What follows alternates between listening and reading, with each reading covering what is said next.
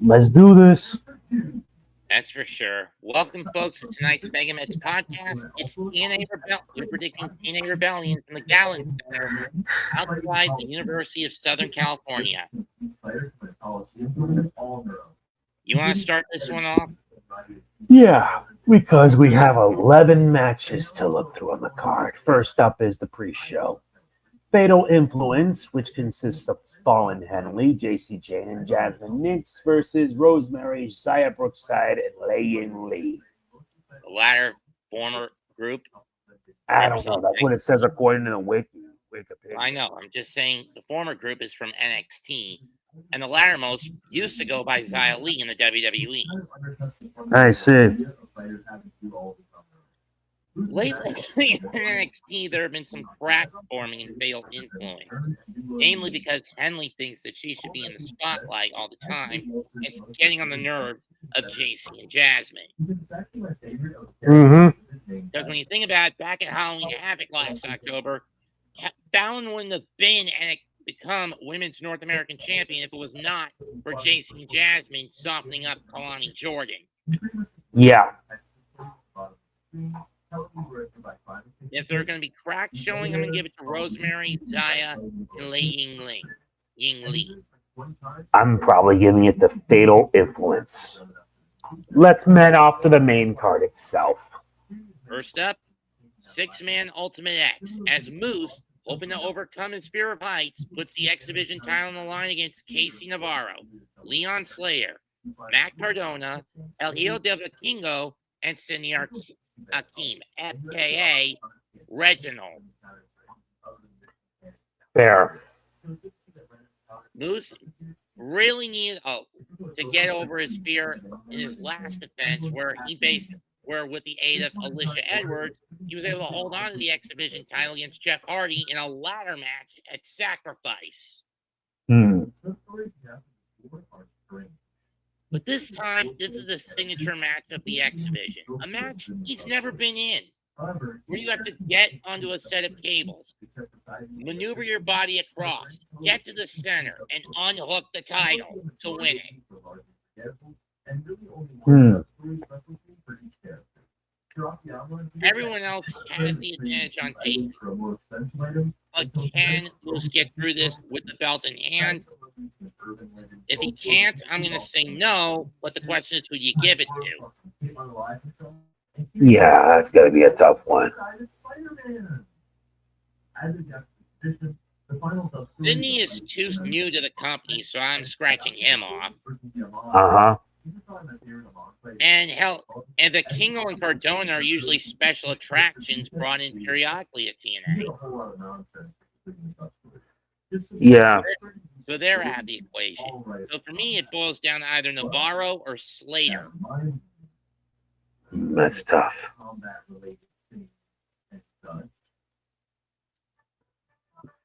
Very, very tough. I'm going to go Leon Slater. Who are you going with? Leon Slater, huh? I'm probably going to also pick Slater.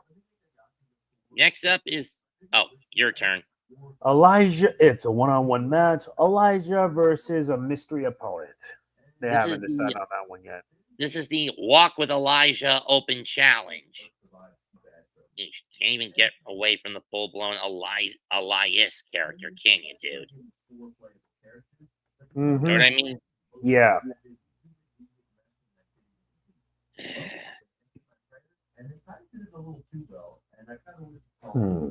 So who do you think would end up winning it? Because we don't even know who his opponent going to be. Well, we know it's going to be Elijah. I'm just trying to think of the opponent.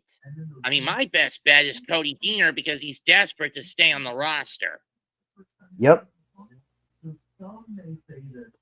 Or since his contract runs out after Rebellion. Yeah. So I'm going to say Elijah wins.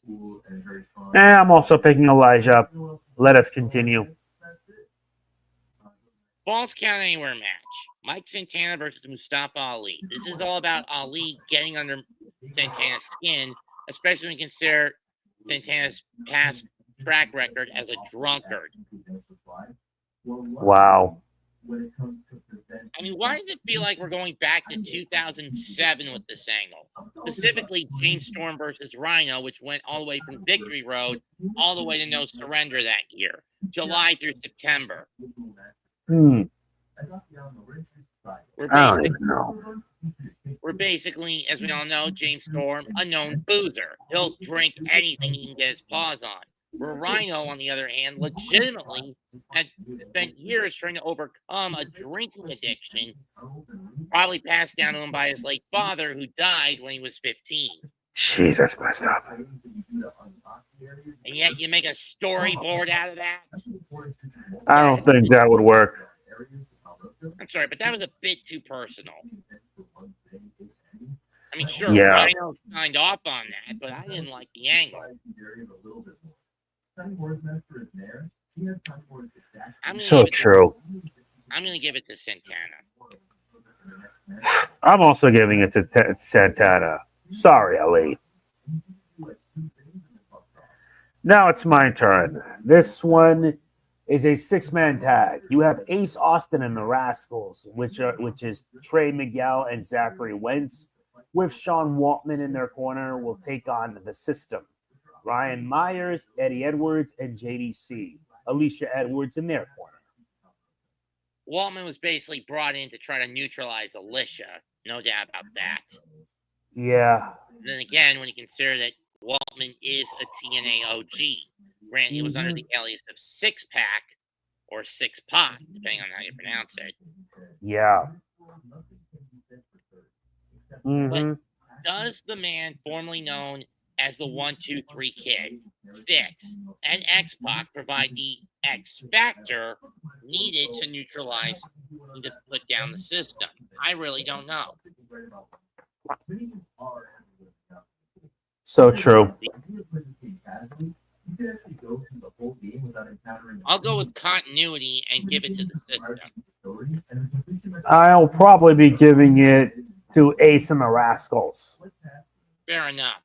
Yeah, it is.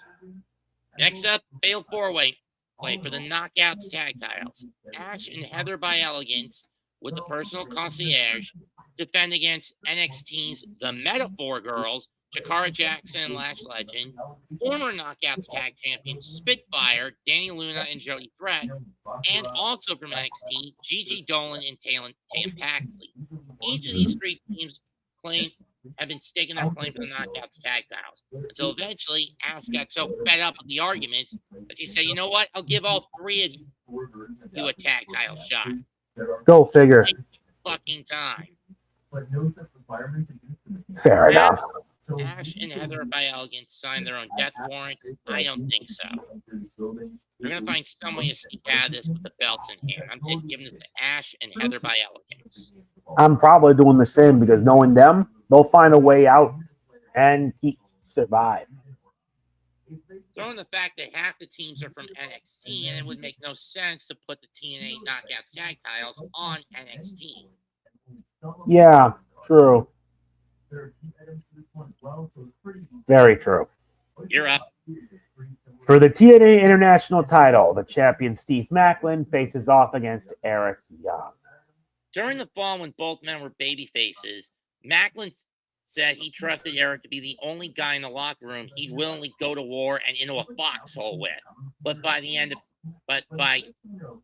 2024 and start of this year, Eric turned on the fans and took over Josh Alexander's old faction, the Northern Armory.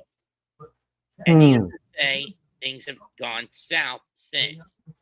Now, for those wondering what this international title is, it's basically another rehash of a belt that's had multiple rehashes. Beginning in 2008, it was known as the TNA Legends title when it was introduced by Booker T. Then it got changed to the Global title a year later. The year after that, it was turned to the TNA Television title. Several years after that, it got turned to the King of the Mountain title. Several years after that, it got turned to the Global title again, but under a different circumstance. And then it got turned into the Digital Media title when it was reintroduced in 2022. And now here it is as an international title, which Maclin just won recently at Unbreakable, which was... This is just too much. WrestleMania weekend event. This is just way too much, I swear. Hey, blame TNA for giving this title such a convoluted lineage. Yep, very. Who would have picked for this victory? I mean, it's too soon to take it off Maclin, in my view. Yeah, very true. But then again, TNA has done that sort of shit before. But then again, wrestling promotions have done transitional titles reigns before. Yeah, you're not wrong about that. Case in point, look at what happened to Lyra and Becky. Yep. So for this, I'm probably going to have Eric Young win. I say bag 'em and tag 'em. Maclin's retaining. Fair enough. Now we move on to the next one. For the TNA World Tag Team titles, the Nemeth brothers, Nick and Ryan, challenge the Hardys, Matt and Jeff. They're still I'm just going. going to say this. Nick and Ryan made a huge mistake busting Matt up in the aftermath of Sacrifice. I mean, Yeah, don't get me wrong. The heel turn signs were there for the last couple of months. true. But brothers Nick and Ryan, you may have snuck away from the Hardy compound with the titles in hand, stealing them. But rest assured, this Sunday night, you two obsolete mules will be rendered as such. And the Hardy boys will delete you! Delete! Delete! Delete! Delete! Delete! Delete! Yeah! Okay, we get the point. The Hardy. I vote for the Hardys to retain. Same here. Now we reach the semi-main event for the TNA Knockouts Championship. We have Masha Slamovich, the champ, will face off against Tessa Blanchard. No brainer for me. Tessa's winning. I mean, they're building her up. I mean, she is an entitled little bitch who's basically supposed to be TNA's answer to Charlotte, is she not? Yeah. So yeah, no brainer. Tessa's walking out with the title. That's pretty fair. And now we get to the main event, which serves as Frankie Kazarian's Call Your Shot captain. He and NXT's All Ego Ethan Page challenge the TNA World Heavyweight Champion. You say his name, and he appears. Yeah.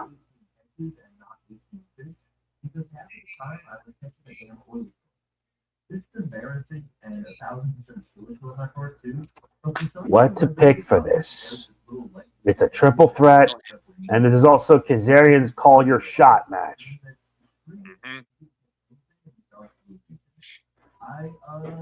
I mean, Joe's going into this the walking wounded. I mean, he's got a torn rotator cuff, which means sooner or later he's going to have to go under the knife. Yeah.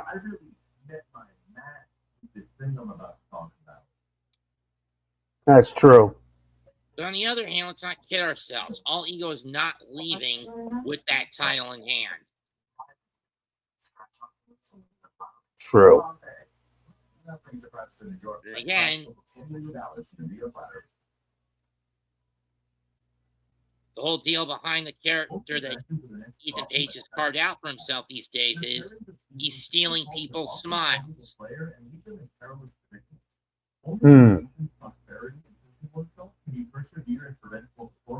So I could see him leave with the title in hand, but it's not likely. And for Joe, it's a miracle. It'll be a miracle if he still leaves with the title in hand before he has to go under the knife. Yeah. I'd say That's drop true. it, go under the knife, and come back in time for Bound for Glory. Yeah, he may as well. Joe Henry should just drop it for the sake of his well-being. So I'm taking Frankie Kazarian to leave with that title in hand. I will also pick Frankie because honestly, he earns this. Because trust me, I'm going to smack. Heads are going to roll if Hendry retains. As much as I do believe he could win it, the problem is that rotator cuff is a target. Mm-hmm.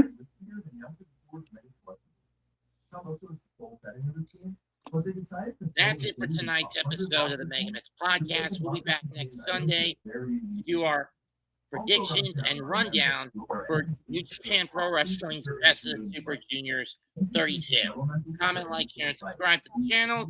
It's Mega Man. Wait, this Sunday? Next Sunday. Okay, good. All right. I'll see you then for that. Goodbye and good night. Bang. Bang. All right. I'll see you then. See you at 6 that day. Sure.